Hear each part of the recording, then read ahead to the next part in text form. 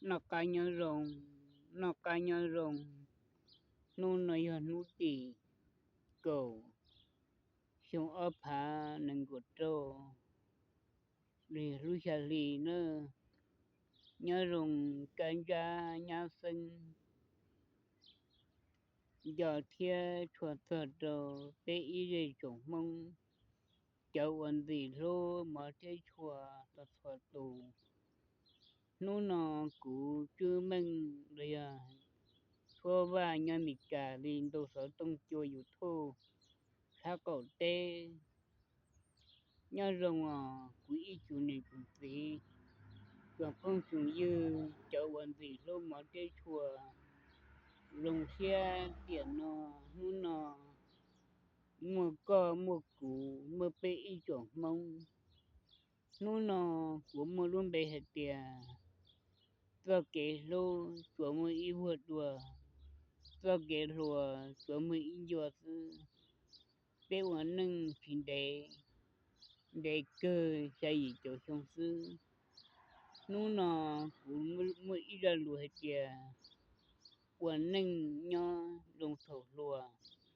thổ bê chuẩn lùa lùa về bê nó cá nhân rồng nó cá bự sọ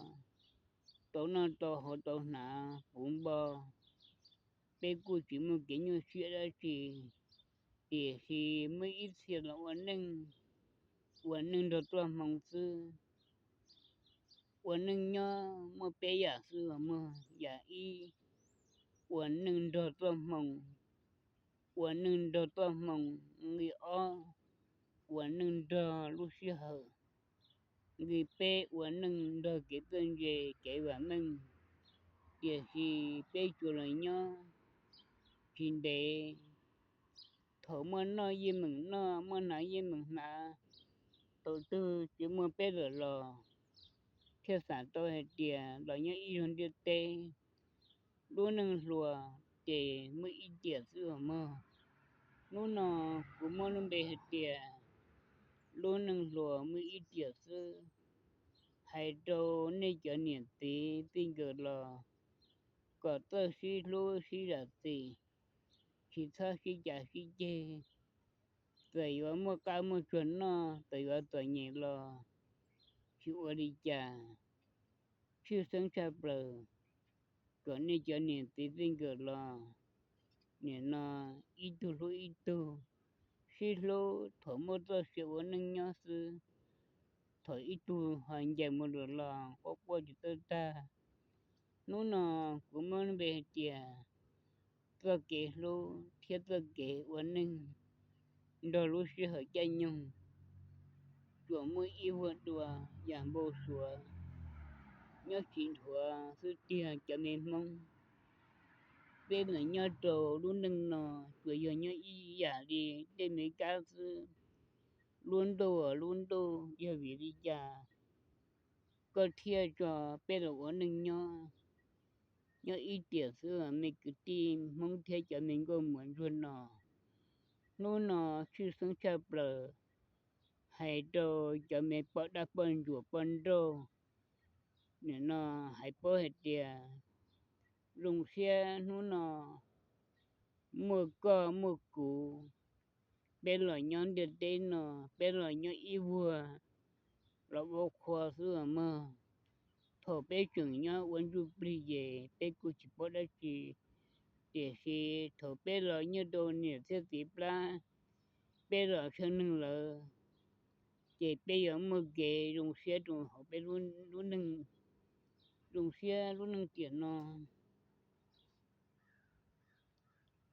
luôn nưng tiền nó chuẩn mua tới ghế lúa sư luôn nưng lúa chuẩn mua ít tiền